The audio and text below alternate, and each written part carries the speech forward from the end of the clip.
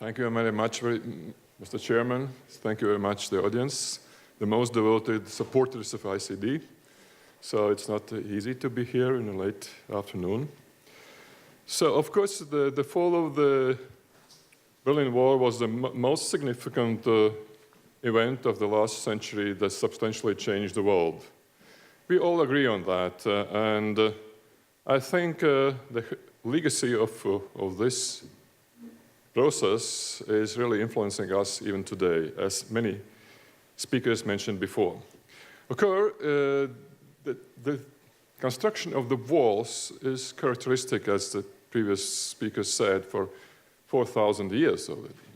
The Great China Wall, the protection fortification walls around the cities were built to protect the definite societies from outside intruders, against the robberies and destruction of these cities and the cities' welfares. So that's a history.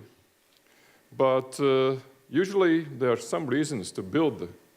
It means to separate, to divide, to protect, or to isolate.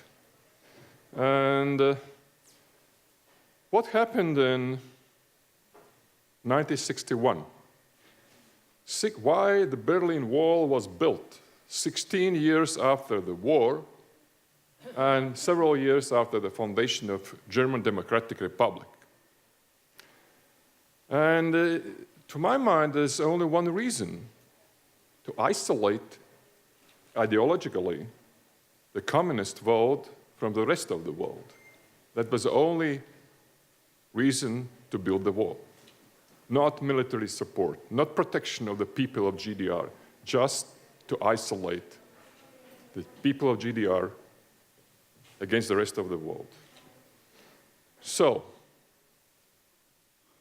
that was a symbolic part of Iron Curtain. The Iron Curtain was much more than just the Berlin Wall. It was a heavily fortified lines along the borders between the Eastern Europe and the Western Europe. And even more, it was a heavily fortified fortification lines in between the Soviet Union and their allies, Poland and Romania. I had the chance in my life when I was 21 to cross the border between the Soviet Union and Poland. I was like in a wartime. And then when I came up to the Berlin Wall, it's like from the Star Wars. I didn't know what the Star Wars meant at that time. It was something absolutely irrational to my mind. We were taking photos. Today it would be selfies, and we are happy enjoying something that is very strange. But then the German colleagues, the German students came up to me and said, please, let's go away from that. This is really dangerous what you do. And we didn't even realize that that's dangerous what we were doing then. So we have the same experience. And the Iron Curtain was not the fortification lines only. It was an Iron Curtain of information exchange of any information.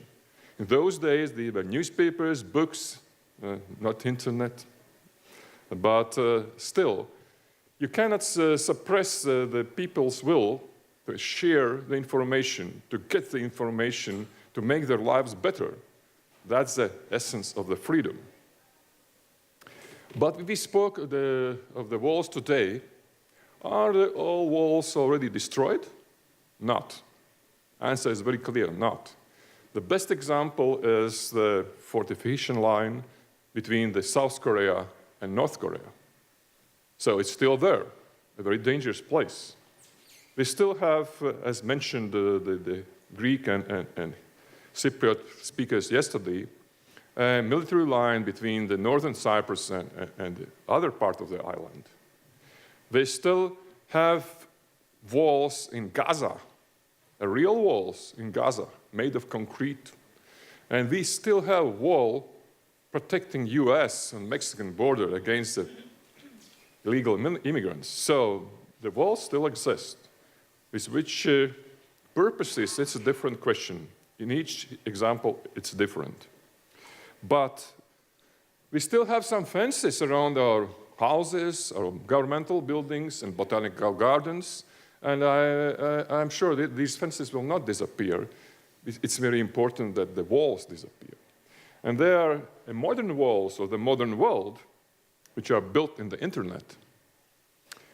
Countries like China, countries like Russia have the internet censorship. It's a really information wall set up by a definite country to isolate. As well as, there are countries which really don't allow any broadcastings from abroad. It just allow the local broadcastings, just creating media walls. This is all reality of today. But I think the biggest number of the walls are in our minds. And these are which I have to mention, are the walls of xenophobia, the walls of religious fundamentalism, the walls of radical nationalism. It's all there. And it's a wall of arrogance. It seems that arrogance is not a danger to the society or the global world. No, it's the biggest danger. The arrogant people, whether it's technological arrogance, whether it's intellectual arrogance or political or military arrogance, it doesn't matter. This is what is not helping us to come closer to a united world. So, but as I mentioned, most of the walls lead to isolation. And some people think that their country is self-sufficient and they can live alone in this global world. And I just remember the 2008, the World Economic Forum in Davos, when one of the panelists asked at that time the Prime Minister, Putin, how the global community can help you in these days of economic crisis. And Putin's answer was very simple. We don't ask for help. Yes, everybody thought that this is just a joke, but it was not a joke. It was a serious statement. And if you look at the map of the world, we have isolated states. Cuba still survives. They have a dispute whether it's good or bad to sell the used cars. And how can it will have an impact on the society? That's a stupid question we can't understand. Northern Korea still survives, so they can survive. The question is how well off these societies are. And I must say, to some extent, yes, they can exist, but they can exist only in isolation. It's like a circulus vitiosus. So, how we can take down these walls? Of course, we have to solve the political problems of frozen conflicts. That's one thing. Easy to say, very difficult to do. So it's not a one-day question. It's a question of being patient and not giving up our efforts. If you talk about the internet walls, that's easy. The professor from Edinburgh said it yesterday, that's easy. The technological progress will eliminate these walls in a very near future. And those politicians who really rely on these internet walls will fail. Because there is one similar feature on all the walls built in our world. The walls are built by politicians, and they are taken down by the people. And as the same as all the wars are started by politicians, and the peace is conducted by the people.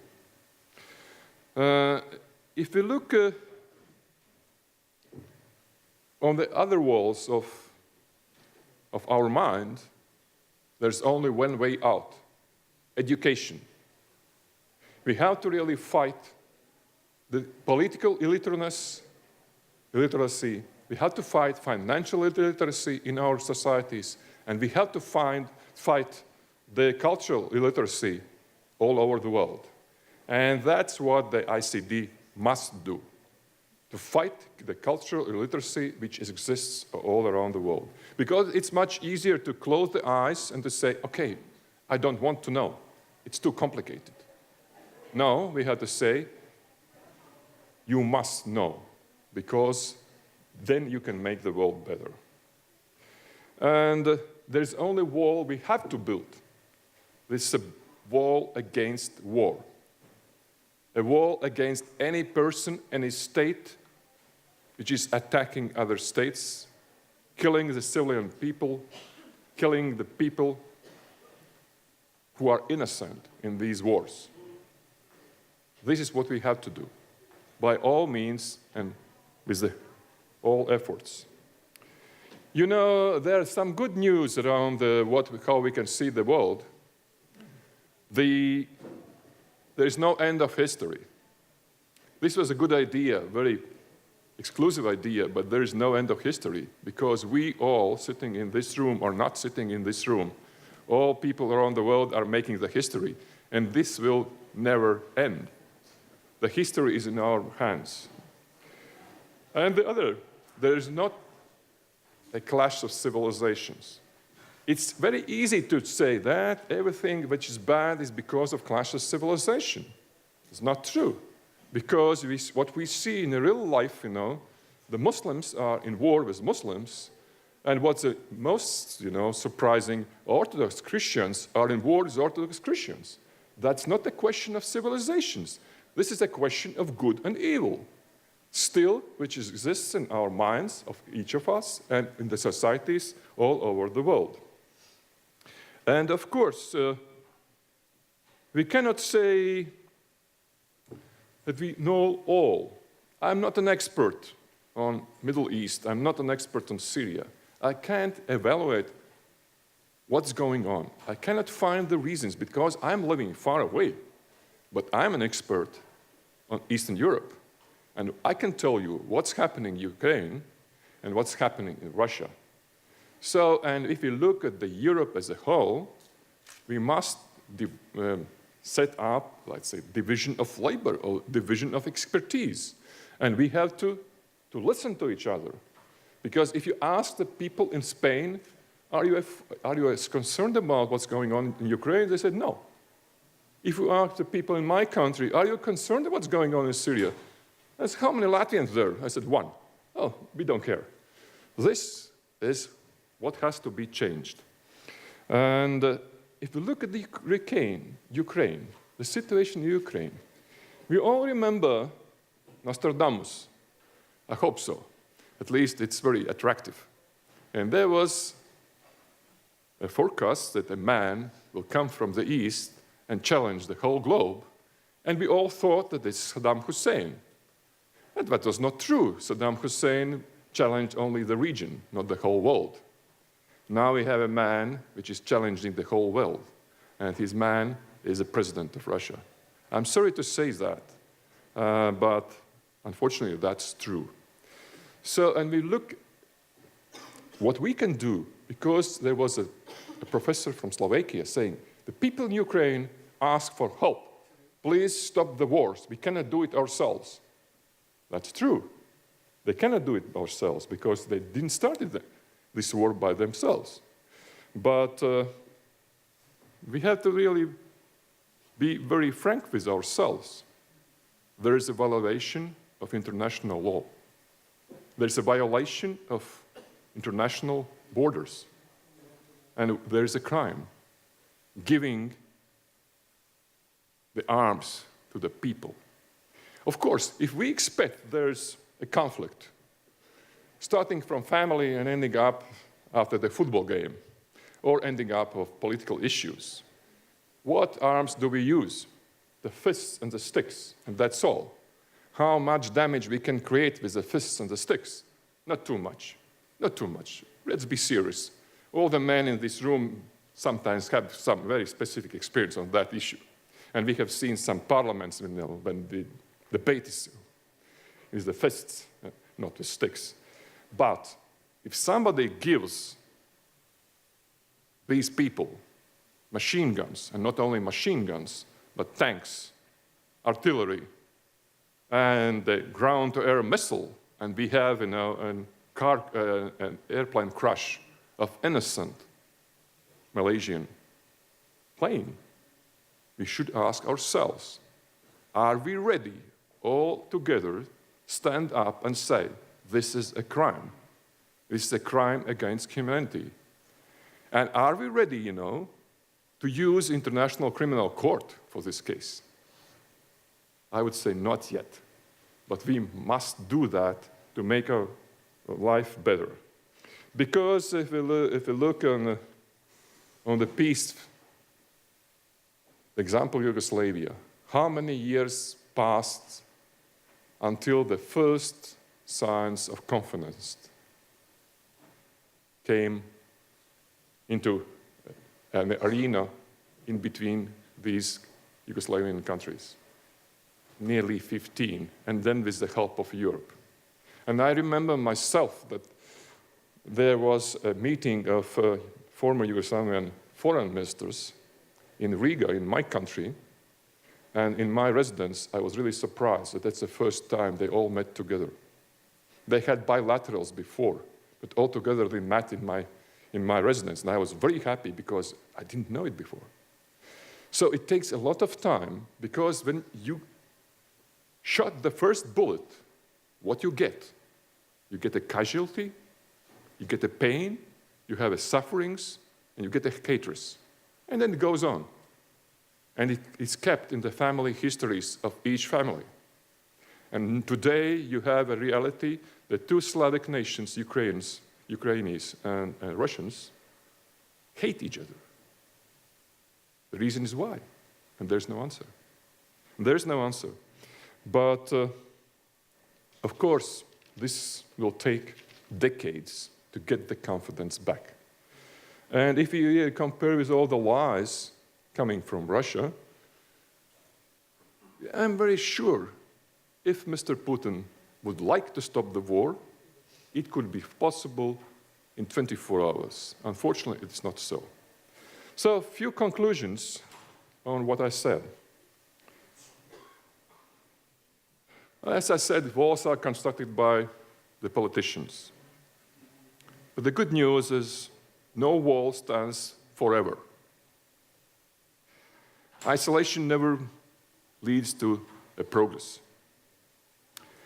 There were also some speakers mentioning the dividing lines in Europe. Oh, I get concerned immediately, because the lines of differences will exist forever. We are human beings. But it's very important that these lines of differences will not turn to the lines of dividing lines. And because the dividing lines are as dangerous as the dividing walls. So what I ask everybody to take back home, let's do our best to erase the dividing lines by all efforts. That's our task. That's our vision of the future. And if we fail, and I just remember the speech of Bosnia and Herzegovina Prime Minister, he said, I failed because I proposed to change the state constitution, which was based on dividing lines, and I failed. That's not a problem. If we fail, let's try again. And if we fail, let's try again, and never give up our efforts. Because the only world that would be a happy world is a world of understanding, sharing, competition. It's important, but a peaceful one. A peaceful world is a much better world. It's said in the Bible, don't kill. But we have forgotten it very many times. Thank you very much for your attention.